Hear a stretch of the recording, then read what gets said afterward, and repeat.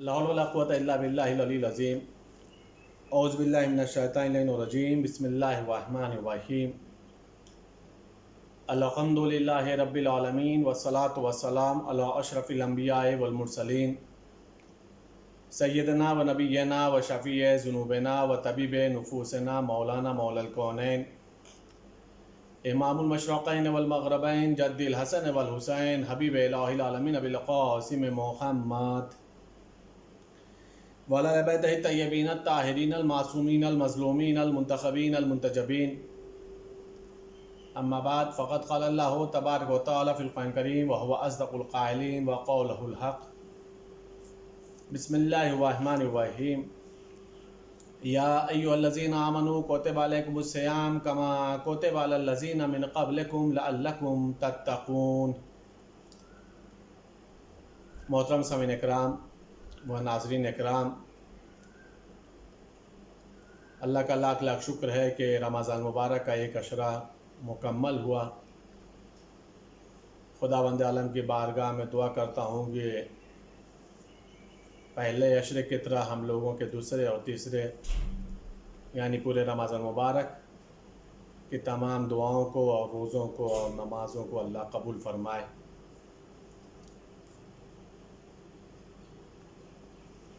آج 11ویں رمضان مبارک کی تقریر آپ حضرات سماعت فرما رہے ہیں۔ ہماری جو گفتگو ہو رہی ہے وہ مسائل شرعیہ کے سلسلے سے ہو رہی ہے، احکام میں اسلامی کے سلسلہ سے گفتگو ہو رہی ہے،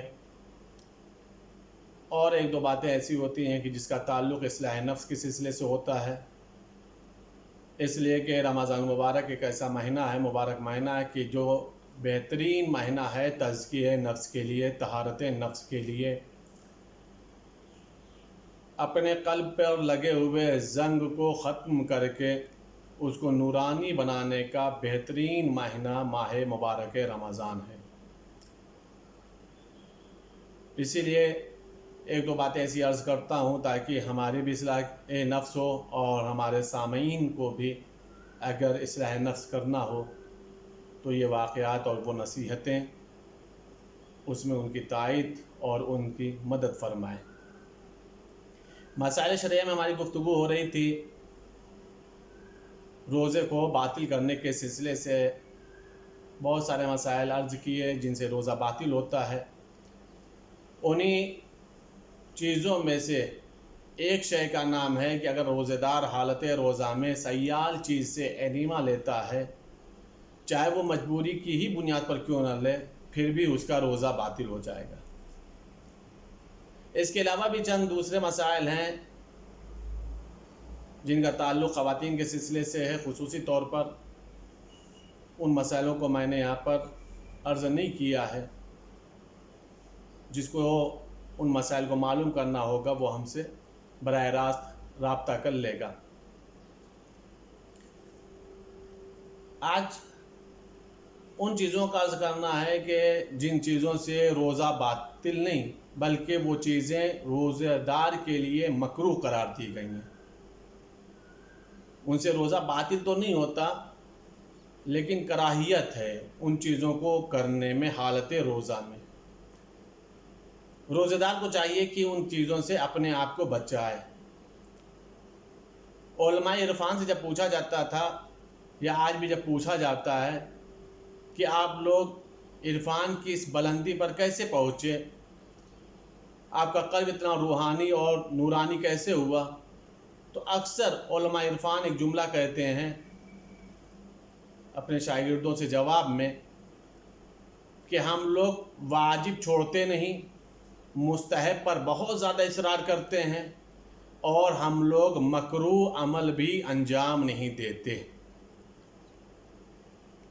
جب اگر انسان کی عادت مکروہ کام کی پڑ جاتی ہے تو وہ دھیرے دھیرے وہ حرام چیزوں سے قریب ہونے لگتا ہے، لیکن اگر اپنے قلب میں مکروہ سے نفرت پیدا ہو جائے، کراہیت پیدا ہو جائے کہ ہمیں یہ مکروہ کام نہیں کرنا، تو ظاہر سی بات ہے جو قلب مکروہ پر آمادہ نہیں ہوتا وہ اپنے آپ حرام سے اجتناب کرے گا، حرام عملوں سے اپنے آپ کو وہ بچا لے گا۔ روزے دار کے لیے بھی چند چیزیں مکروہ قرار دی گئی ہیں، کیوں ان چیزوں کو وہ حالت روزہ میں نہ کرے۔ انہی چیزوں میں ایک شے کا نام ہے آنکھ میں دوا ڈالنا یا سرما لگانا روزے کی حالت میں، جبکہ اس کا مزہ حلق تک پہنچے یا اس کی بو حلق تک پہنچے، تو آنکھ میں دوا ڈالنا یا سرما لگانا مکروہ قرار دیا گیا ہے۔ ہر وہ عمل، ہر وہ فعل جس سے روزے دار کے اندر کمزوری کا باعث بنے، یعنی روزے دار کو کمزور کرے، وہ چیزیں مکروہ قرار دی گئی ہیں۔ مثلا فست کھلوانا، یہ مکروہ قرار دیا گیا ہے۔ ناک سے ناس لینا، جبکہ اسے اس بات کا علم نہ ہو، روزے دار کو اس بات کا علم نہ ہو کہ اس کا مزہ حلق تک پہنچ جائے گا، تو یہ مکروہ ہے۔ لیکن اگر اسے علم ہے تو پھر اسے ایسے عمل سے اجتناب کرنا چاہیے۔ روزے دار کے حالت روزہ میں دانت کا نکلوانا یا ہر وہ عمل انجام دینا، ہر وہ کام کرنا جس سے منہ سے خون نکلتا ہو، مکروہ قرار دیا گیا۔ تر لکڑی یعنی بھیگی لکڑی سے مسواک کرنا مکروہ قرار دیا گیا۔ عورت کا پانی میں بیٹھنا مکروہ قرار دیا گیا۔ اپنے لباس کو یعنی جو لباس پہنے ہوئے جو زیب تن ہے، اس لباس کو تر کرنا پانی سے مکروہ قرار دیا گیا۔ خشک چیز سے انیما لینا مکروہ قرار دیا گیا ہے۔ اگر تر سے ہے تب تو روزہ باطل ہو جائے گا، لیکن اگر خشک چیز سے انیما لیا ہے تو مکروہ قرار دیا گیا۔ بلا وجہ، بغیر کسی وجہ کے منہ میں پانی ڈالنا یا ایسی ہی کسی سیال چیز کا منہ میں ڈالتے رہنا مکروہ قرار دیا گیا۔ یعنی اس میں یہ بات کہی جا سکتی ہے کہ نہ وضو کرنا ہے، نہ کوئی ضرورت ہے، لیکن بار بار منہ میں کلی کر رہے ہو، تو ان چیزوں کو مکروہ قرار دیا گیا۔ انسان کو ان تمام چیزوں سے اپنے آپ کو حالت روزہ میں بچانے کی ضرورت ہے۔ میں نے شروع میں عرض کیا کہ اگر ہم اپنے آپ کو منزل کمال پر، منزل روحانیت پر، منزل نورانیت پر لے جانا چاہتے ہیں اپنے نفس کو، تو ضرورت اس بات کی ہے کہ ان چیزوں سے بھی پرہیز کریں جو روزے کو باطل کرتے ہیں۔ اس میں تو بہت سارے مسائل آ جائیں گے، قضا بھی کرنا پڑے گا، کہیں کہیں تو کفارے بھی آ جائیں گے، تو باطل کا تو کوئی مسئلہ ہی نہیں۔ لیکن اپنے آپ کو حالت روزہ میں ان تمام چیزوں سے بھی اجتناب کرنا چاہیے، اپنے آپ کو بچانا چاہیے جو مکروہ قرار دیے گئے ہیں، جو کراہیت کا سبب بنتے ہیں۔ روزہ ایک آزمائش ہے، ایک امتحان ہے۔ قرآن کریم میں خداوند عالم نے امتحان کے سلسلے سے کئی مقامات پر گفتگو کی ہے، اور کہیں کہیں پر خداوند عالم نے یہ بھی بتایا ہے کہ وہ کن چیزوں سے امتحان لے گا۔ مثال کے طور پر ایک مقام پر خداوند عالم ارشاد فرماتا ہے وَلَنَبْلُوَنَّكُمْ بِشَيْءٍ وَالْخَوْفِ وَالْجُوعِ وَنَقْصٍ مِّنَ الْأَمْوَالِ وَالْأَنفُسِ وَالثَّمَرَاتِ، ہم تمہارا امتحان لیں گے بھوک کے ذریعے سے، خوف کے ذریعے سے، مال کے نقصان ہونے کے ذریعے سے، اولاد کے چھن جانے کے ذریعے سے ہم تمہارا امتحان لیں گے۔ اور تمہارا کام کیا ہے؟ تمہیں وہاں پہ صبر کرنا ہے، شکوہ نہیں کرنا، اللہ کی شکایت نہیں کرنی، تمہیں وہاں پر دامن صبر سے وابستہ رہنا۔ خداوند عالم بھوک کے ذریعے سے بھی امتحان لیتا ہے، مال کے ذریعے سے بھی امتحان لیتا ہے، خوف کے ذریعے سے بھی امتحان لیتا ہے، لیکن اللہ نے یہ نہیں بتایا کیسی بھوک، کیسا خوف۔ یہ تو کہا کہ بھوک سے امتحان ہے، لیکن کس چیز کی بھوک؟ خوف تو کہا ہے، لیکن کس بات کا خوف؟ اگر انسان صاحب ایمان ہے تو اس کے دل میں خوف پروردگار ہوگا، خوف رب ہوگا، خوف الہی ہوگا۔ عذاب قبر کا خوف ہوگا، عذاب آخرت کا خوف ہوگا، دنیا میں عذاب اور بلاؤں کا خوف ہوگا۔ اگر انسان کو ان تمام چیزوں کا خوف قلب میں بیٹھ گیا، پیدا ہو گیا، تو پھر انسان اللہ کی رضا کے لیے کام کرے گا، اللہ کی ناراضگی کے لیے کام نہیں کرے گا۔ شکم سیر ہو کر کے کھا لینا کمال نہیں ہے۔ شکم سیر ہو گئے، اتنا زیادہ کھا لیا کہ شاید سانس لینے میں بھی تکلیف ہو رہی ہو، یہ کمال نہیں۔ قرآن کریم آواز دے رہا ہے کلو واشربو ولا تسرفو، کھاؤ پیو لیکن اسراف نہ کرو، برباد نہ کرو۔ اللہ نے جو رزق دیا اس کو استعمال کرو، اللہ نے جو نعمتیں دی اس سے فائدہ اٹھاؤ۔ فضل پروردگار ہے، اس سے انسان کو چاہیے کہ اس سے لطف اندوز ہو۔ خدا بند عالم نے کہیں منع نہیں کیا ہے، منع تو حرام چیزوں کے لیے کیا ہے، حلال چیزوں پر تو خدا بند عالم نے خود ہی چھوٹ دے رکھی۔ لیکن عزیزان گرامی، ایک نفسیاتی بات عرض کر رہا ہوں، آپ کبھی بھی اس چیز کو تجربے میں کر کے دیکھ لیجئے گا، جو مزہ، جو لذت بھوک میں ہے وہ شکم سیری میں نہیں ہے۔ جو مزہ، جو لطف عبادت کا، بندگی کا، تسبیحات کا، انسان جتنا آمادہ حالت بھوک میں ہوتا ہے اتنا زیادہ شکم سیری میں نہیں ہوتا۔ بلکہ اس کے برعکس، اگر کبھی کوئی یہ سوچے کہ ہم شکم سیر رہیں گے اور اس کے بعد اٹھ کر کے آرام سے عبادت کریں گے، وہ خود تجربہ کر لے گا اور بتائے گا کہ اس کے اندر خود بخود سستی طاری ہو جاتی ہے، آلس آ جاتا ہے، انسان کے اندر کاہلی پیدا ہو جاتی ہے۔ ابھی نہیں، تھوڑی دیر کے بعد عبادت کر لیں گے۔ یہ جو تھوڑی دیر کے بعد عبادت کر لیں گے اس کی وجہ یہی ہے کہ چونکہ شکم سیر ہے۔ پیغمبر اکرم حضرت محمد مصطفیٰ صلی اللہ علیہ وآلہ وسلم ارشاد یہ فرماتے ہیں میرے معبود تو مجھے ایک روز کھانا عطا فرما اور ایک روز تو مجھے بھوکا رکھ۔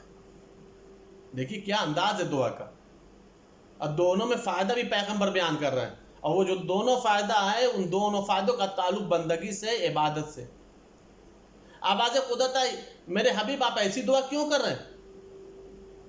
کہا میرے معبود اگر بھوکا رہوں گا تو دعا کے لیے ہاتھ بلند کروں گا، یہ دعا ہے عبادت۔ اور میرے معبود اگر شکم سیر رہوں گا تو تیرے شکر کے سجدے بجا لاؤں گا، یعنی میں چاہتا ہوں تجھ سے طلب بھی کرتا رہوں اور تیرا شکر بھی ادا کرتا رہوں۔ اگر ہم نے یہ انداز اختیار کیا، میں یہ نہیں کہتا ہے کہ ہم ایک روز بھوکے رہیں، لیکن ہاں یہ ضرور کہہ رہا ہوں کہ ہم چاہے شکم سیر ہی کیوں نہ ہو یا بھوکے ہی کیوں نہ ہو، ہر حالت میں اپنے معبود کی بندگی کرتے رہیں، ہر حالت میں اپنے رب کو یاد رکھیں، کہیں پر ہم اپنے رب کو نظر انداز اور فراموش نہ کریں۔ شکم سیری اور خالی پیٹ کا ایک بنیادی فائدہ آپ سمجھ لیجئے۔ امام جعفر صادق علیہ السلام فرماتے یہ ہیں کہ جناب یحییٰ پیغمبر کے پاس شیطان آیا انسانی شکل میں۔ غور کریے گا اس واقعے کے اوپر۔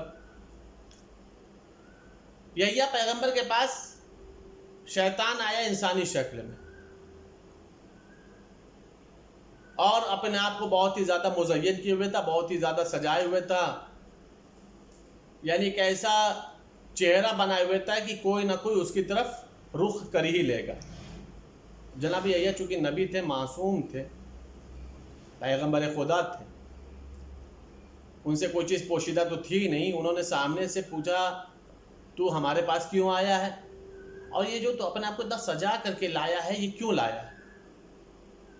تو شیطان ہی تھا نا، اس نے کہا کہ یہ جو کچھ بھی آپ میرے اندر سجاوٹ دیکھ رہے ہیں، یہ جو کچھ بھی میں نے اپنے آپ کو مزین کیا ہے، سجا کر کے رکھا ہے، یہ میں نے اپنے لیے نہیں کیا۔ کہا میں انہی چیزوں سے بندہ خدا کو بہکاتا ہوں، مجھے پتا ہے کون کس چیز سے بہک سکتا ہے، کون کس چیز سے گمراہ ہو سکتا ہے۔ میں نے انسان کی گمراہی کے تمام چیزوں کو اپنے اندر سجا رکھا۔ ہر انسان کی کیفیت الگ ہوتی ہے، طبیعت الگ ہوتی ہے، خواہش الگ ہوتی ہے، جو جیسا آتا ہے میں اپنے آپ کو ویسا کر کے اس کے سامنے پیش کر دیتا ہوں، اور نتیجہ یہ ہوتا ہے کہ وہ میرا گرویدہ ہو جاتا ہے، میرا چاہنے والا ہو جاتا ہے، اور پھر وہ اپنے رب کی عبادت نہیں کرتا، اور پھر میں اپنے مقصد میں کامیاب ہو جاتا ہوں، میں اولاد آدم کو بہکا دیتا ہوں۔ اچھا یہ بات ہے، کہا ہاں۔ اچھا یہ بتا تیرے اندر کوئی ایسا حربہ ہے، کوئی ایسی طاقت ہے، کوئی ایسی قوت ہے کہ جس چیز سے تو مجھے اپنے جال میں پھنسا سکے، جس کی وجہ سے تو مجھے عبادت پروردگار سے روک سکے؟ کوئی ایسی چیز؟ حالانکہ دیکھیے میں آپ کو بتاؤں، انبیاء کے اوپر شیطان غالب نہیں آ سکتا۔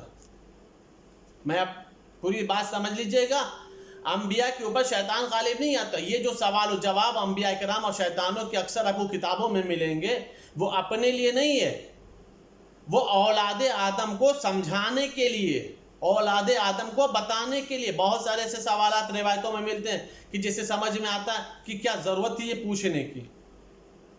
آخر کیا ان کو یہ نہیں معلوم تھا؟ معلوم ان کو تھا۔ ضرورت جو پوچھنے کی ہے وہ اس لیے تاکہ اولاد آدم اس سے ہوشیار ہو جائیں، اس سے وہ سیکھ سکے، اس سے وہ سمجھ سکے۔ بالکل یہی مسئلہ جناب یحییٰ کے ساتھ بھی ہے۔ کیا یہ بتا کوئی ایسا ہے ہر بات جسے تو مجھے پھنسا سکے، مجھے اپنے فریب میں لا سکے، مجھے عبادت پروردگار سے روک سکے؟ انبیاء کے اوپر شیطان غالب نہیں آتا۔ کہا میں آپ کو نہ بہکا سکتا ہوں، نہ میں آپ کو گمراہ کر سکتا ہوں، مجھے خوب پتہ ہے، لیکن جہاں تک مسئلہ یہ ہے عبادت پروردگار کا، اس کے لیے یہی کافی ہے کہ آپ جو شکم سیر رہتے ہیں، آپ جو شکم سیر رہتے ہیں یہی کافی ہے۔ کہا کیوں؟ کہا جب انسان شکم سیر ہوتا ہے تو وہ عبادت پروردگار میں سستی دکھاتا ہے، عبادت پروردگار میں کاہلی دکھاتا ہے، اور یہ بھی ہمارے فائدے کے لیے کافی ہے، یہ بھی ہمارے مقصد تک پہنچنے کے لیے کافی ہے۔ جیسے ہی جناب یحییٰ پیغمبر نے یہ سنا، ایک مرتبہ فوراً دست دعا کو بلند کیا اور کہا کہ میں آج سے عہد کرتا ہوں، اللہ کی بارگاہ میں آج سے میں عہد کرتا ہوں، اللہ کو حاضر ناظر جانتے ہوئے، کہ میں آج سے کبھی بھی شکم سیر نہیں رہوں گا، آج سے میں کبھی بھی شکم سیر نہیں رہوں گا، یعنی میں کبھی بھی بھر پیٹ نہیں کھاؤں گا، بھوک رہتے ہی اپنے کھانے کو چھوڑ دوں گا، کبھی بھی میں شکم سیر نہیں رہوں گا۔ جیسے ہی جناب یحییٰ پیغمبر نے اللہ کو حاضر ناظر کہہ کے یہ عہد لیا، شیطان نے بھی برجستہ ایک بات کہی، آج سے میں بھی یہ عہد لیتا ہوں کہ کبھی میں اپنا راز کسی کو نہیں بتاؤں گا۔ وجہ کیا ہے؟ چونکہ شیطان نے راز بتا دیا، یحییٰ پیغمبر نے عہد کر لیا۔ تو یہ بات صرف یحییٰ پیغمبر تک نہیں رہی نا، یہ بات تو آج کے اس زمانے میں آپ ہماری زبانی بھی سن رہے ہیں، ہم سے پہلے بھی نہ جانے کتنوں سے آپ نے سنا ہوگا، اور نہ جانے کتنے لوگوں نے اس پر عمل کیا ہوگا۔ اس لیے شیطان نے بھی عہد کر لیا کہ وہ اب اپنا راز نہیں بتائے گا۔ کیوں؟ اس لیے کہ ایک راز بتاتا ہے اور نہ جانے کتنے بندہ خدا اس کے فریب سے محفوظ ہو جاتے ہیں، اس کے جال سے بچ جاتے ہیں، اس کے دھوکے سے محفوظ ہو جاتے ہیں۔ لیکن یہ وہ بندے ہوتے ہیں جو واقعی اللہ کی بندگی کا لطف اٹھانا چاہتے ہیں، اللہ کی بندگی کی لذت لینا چاہتے ہیں۔ اگر انسان اللہ کی بندگی کرنا چاہتا ہے تو اسے چاہیے کہ یہ رمضان المبارک خاص مہینہ ہے، بابرکت مہینہ ہے، اس مہینے میں اپنے تمام گناہوں کو ختم کروا لے، مغفرت کروا لے، بخشش کروا لے، اور اپنے ایمان کے درجوں کو بلند کر لے۔ اس لیے کہ یہ چیز کہنے والی بات ہے اور سمجھنے والی بات ہے، نہ جانے ایسے بہت سارے مومنین تھے جو پچھلے سال رمضان مبارک میں تھے لیکن اس سال نہیں ہے۔ جس کی قسمت میں یہ مبارک مہینہ ہے وہ اپنے آپ کو خوش قسمت سمجھتے ہوئے اپنے آپ کو آخرت کے لیے آمادہ کر لے، تاکہ اس کی نیکیوں کا پلہ بھاری رہے اور گناہوں کے پلے میں کوئی ایک گناہ بھی نہ رہنے پائے۔ ہم اللہ کی بارگاہ میں دعا کرتے ہیں کہ خداوند عالم ہم سب کو اپنی حقیقی معرفت عطا فرما، اپنے رسول اور اہل بیت کی محبت اور ولایت عطا فرما۔ میرے معبود ہم سب کی اولادوں کو دامن قرآن، دامن اہل بیت سے متمسک رکھ۔ رمضان المبارک ہے، میرے معبود ہم سب کی دعاؤں، قرآن، مناجات، استغفار کو قبول فرما۔ میرے معبود ہم سب کے رزق اور روزی میں اضافہ فرما، ہم سب کی تنگ دستی، غربت اور مفلسی کو دور فرما، ہم سب کو وبائی مرض سے تحفظ عطا فرما، امام زمانہ علیہ السلام کے ظہور میں تعجیل فرما، ہم سب کو ان کے اعوان و انصار میں شمار فرما۔ اللہم تقبل منا انک انت السمیع العلیم بحق محمد و آلہ الطاہرین۔